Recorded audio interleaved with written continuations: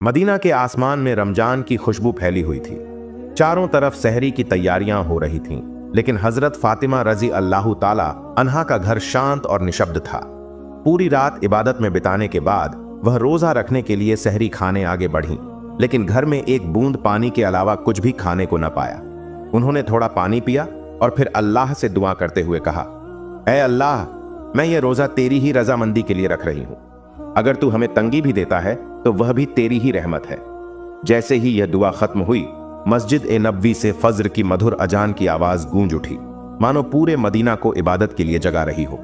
फज्र की नमाज अदा हो चुकी थी और मदीना के आसमान पर सूरज की हल्की किरणें फैलने लगी थीं। कुछ सहाबा मस्जिद ए नबवी से बाहर निकल रहे थे तो कुछ व्यापारी रोजी रोटी कमाने के लिए रवाना हो चुके थे। इसी बीच हजरत अली रजी अल्लाह ताला अन्हु रोजी की तलाश में घर से बाहर निकले। इधर जैसे जैसे सुबह आगे बढ़ रही थी, वैसे वैसे भूख की तड़प भी बढ़ती जा रही थी। हजरत फातिमा रजी अल्लाह ताला अन्हा ने भी तो पानी के अलावा कुछ नहीं खाया था, लेकिन फिर भी वह घर के एक कोने में बैठी अल्लाह की इबादत में मशगूल थी। इसी समय छोटे हसन और हुसैन रजी अल्लाह ताला अन्हु धीरे धीरे अपनी माँ हजरत फातिमा के पास आए और मासूम आवाज में बोले, अम्मा जान, हमें बहुत भूख लगी है, हमें कुछ खाने को दो, अब तो भूख सहन नहीं हो रही। यह सुनकर हजरत फातिमा रजी अल्लाह ताला अन्हा की आंखों के कोनों में आंसू आ गए। दिल कराह उठा, लेकिन फिर भी उन्होंने कुछ कहा नहीं। अपने बच्चों के सामने मुस्कुराकर बोली, बेटा, यह दुनिया तो बस एक इम्तिहान है, थोड़ा सब्र करो, इंशाअल्लाह तुम्हारे अब्बा जान कुछ खाना लेकर आएंगे। यह सुनकर छोटे हसन और हुसैन रजी अल्लाह ताला अन्हु खुश होकर वहां से चले गए, लेकिन उनके मासूम दिल भी इफ्तार का बेसब्री से इंतजार कर रहे थे। हजरत फातिमा को भी बहुत तेज भूख लग रही थी, सिर हल्का झंझना रहा था। तब उन्होंने अल्लाह से दुआ की, ऐ अल्लाह, तू ही हमारा रिज्क देने वाला है। ऐ अल्लाह, हमें रिज्क अता फरमा, हमारे बच्चों को तकलीफ सहने की ताकत दे। ऐ अल्लाह, हमारे ईमान को मजबूत रख। इस कठिन परीक्षा के बावजूद उनके दिल में ना कोई शिकायत थी, ना कोई मायूसी था, तो बस सब्र और अल्लाह पर तवक्कुल। इधर हजरत अली रजी अल्लाह ताला अन्हु को कोई काम नहीं मिला था। सूरज धीरे धीरे आसमान के बीचों बीच पहुंच चुका था। चिलचिलाती धूप और गर्मी की तपिश मदीना की जमीन को जला रही थी, लेकिन जैसे ही हजरत अली रजी अल्लाह ताला अन्हु घर की ओर बढ़े, उनकी आंखों में आंसू आ गए। आखिरकार वे एक सहाबी के घर गए और सलाम करके बोले, भाई, हमारे घर में खाने को कुछ भी नहीं है, क्या आप मुझे कोई काम दिला सकते हैं?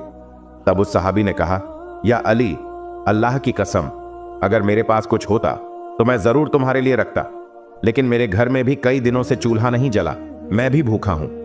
यह सुनकर हजरत अली रजी अल्लाह ताला अन्हु कुछ पलों के लिए ठहर गए। फिर उन्होंने सहाबी को तसल्ली देते हुए कहा, निश्चित रूप से अल्लाह कोई ना कोई रास्ता बनाएगा। इसके बाद वे फिर से काम की तलाश में निकल पड़े। कुछ दूर जाने के बाद उनके दिल में ख्याल आया कि शहर के किनारे एक अमीर व्यापारी रहता है, अगर मैं उसके पास जाऊं तो शायद कोई काम मिल जाए। यह सोचकर वे उस अमीर व्यापारी के घर की ओर बढ़ने लगे। उधर हजरत फातिमा रजी अल्लाह ताला अन्हा दरवाजे पर खड़ी हजरत अली के लौटने का इंतजार कर रही थीं। उनकी आंखें करुणा से भरी हुई थीं। ठीक उसी समय छोटे हसन और हुसैन रजी अल्लाह ताला अन्हु भूख की तड़प सहन न कर सके। वे धीरे धीरे अपनी मां के पास आए और मासूम आवाज में फुसफुसाते हुए बोले, अम्मा जान, अब्बा जान कब घर आएंगे? यह सुनकर हजरत फातिमा रजी अल्लाह ताला अन्हा का दिल दर्द से भर उठा। उनकी आंखों में आंसू चमकने लगे, लेकिन फिर भी उन्होंने अपने बच्चों को दिलासा देते हुए कहा, बेटा, थोड़ा सब्र करो, यकीनन अल्लाह हमारी मदद करेगा। इधर हजरत अली रजी अल्लाह ताला अन्हु उस अमीर व्यापारी के घर पहुंचे। उन्होंने सलाम किया और कहा, भाई, क्या आपके पास कोई काम है? मैं काम करना चाहता हूं। वह अमीर व्यापारी कुछ देर चुप रहा, फिर बोला, हाँ, मेरे खजूर के बाग में कुछ काम है, तुम वहां कुछ घंटे मेहनत कर सकते हो, लेकिन मेरी एक शर्त है, मैं तुम्हें मजदूरी के बदले पैसे नहीं दे सकता, लेकिन मैं तुम्हें कुछ खजूर जरूर दे दूंगा। हजरत अली रजी अल्लाह ताला अन्हु को घर की भूख और मुश्किलों का ख्याल आया। उनका दिल कांप उठा और आंखों में आंसू आ गए। उन्होंने बिना देर किए इस काम को करने की हामी भर दी। इसके बाद हजरत अली रजी अल्लाह ताला अन्हु बाग में काम करने लगे। मालिक के आदेशानुसार उन्होंने सारा काम अकेले पूरा कर दिया।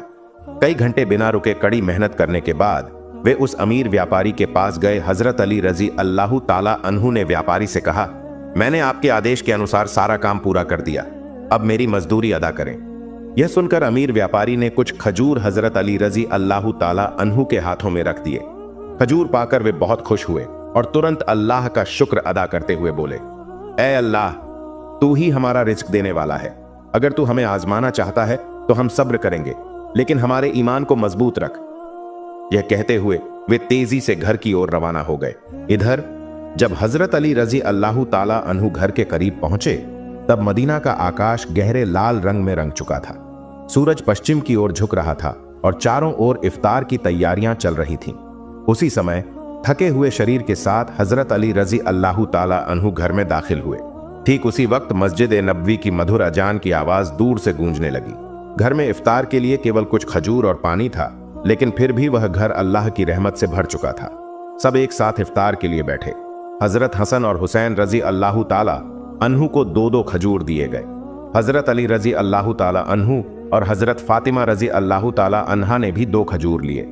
जैसे ही वे इफ्तार करने वाले थे, तभी एक भिखारी बाहर खड़ा होकर कहने लगा, माँ, मैंने पूरा दिन कुछ नहीं खाया, भूख की पीड़ा अब और सहन नहीं हो रही, कृपया मुझे कुछ खाने को दें। हजरत फातिमा रजी अल्लाह ताला अन्हा का दिल बहुत नर्म और दयालु था। उन्होंने अपनी तकलीफ की परवाह किए बिना कहा, हे मेरे प्रिय स्वामी, हमारा इफ्तार इस भिखारी को दे दीजिए। हजरत अली रजी अल्लाह ताला अन्हु ने पूछा, फातिमा, फिर तुम क्या खाकर इफ्तार करोगी?